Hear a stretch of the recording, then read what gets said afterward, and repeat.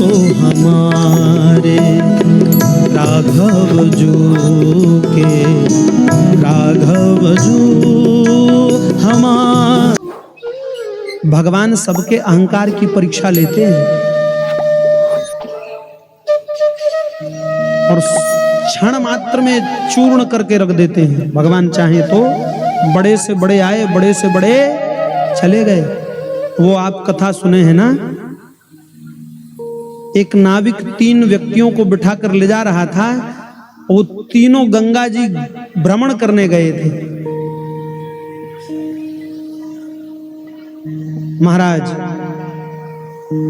गंगा जी का दर्शन करने गए थे और तीनों आपस में एक से एक वैज्ञानिक, ज्ञानी और ज्ञान का अभिमान था उनको। एक महाराज अब गणित का बहुत बड़ा ज्ञाता था। हमारी आपकी स्थिति क्या है? यही है,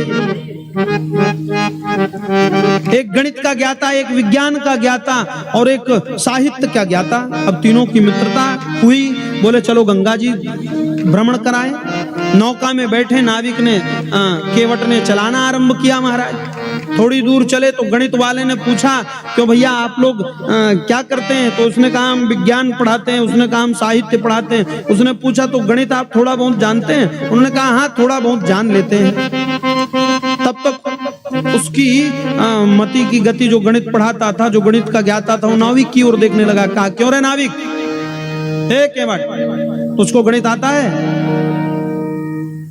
अब केवट नौका चलाने वाला, उसे क्या गणित की महिमा मालूम?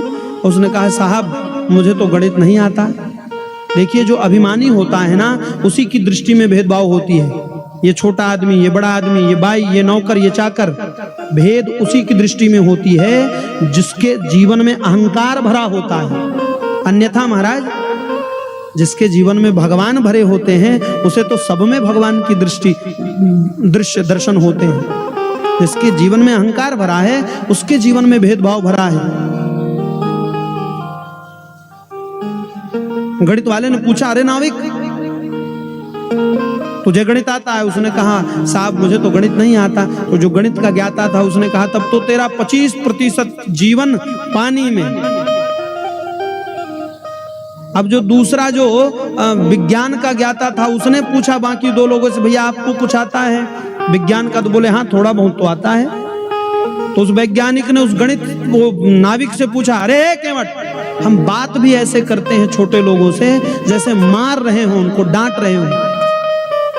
कौन करता है? अहंकारी करता है। जिसके जीवन में भगवान का प्रेम होता है वो किसी से चिल्लाकर या छोटा समझकर बात नहीं करता। तो उसको अभिमान था अपने विज्ञान का। उसने कहा ए केवट तुझको विज्ञान का कितना ज्ञान है? उसने कहा साहब मुझे तो विज्ञान भी नहीं आता।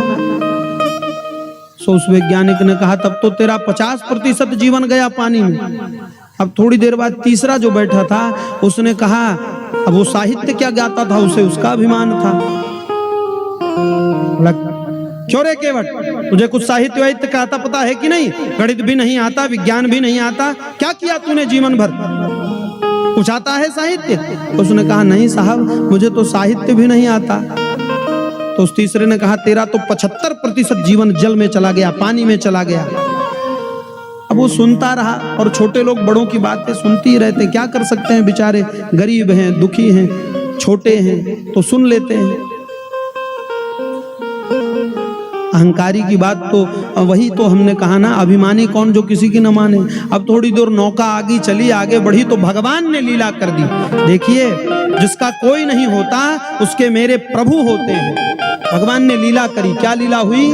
थोड़ी दूर नौका आगे बढ़ी तो बवंडर चलने लगा। कहाँ? गंगा जी में।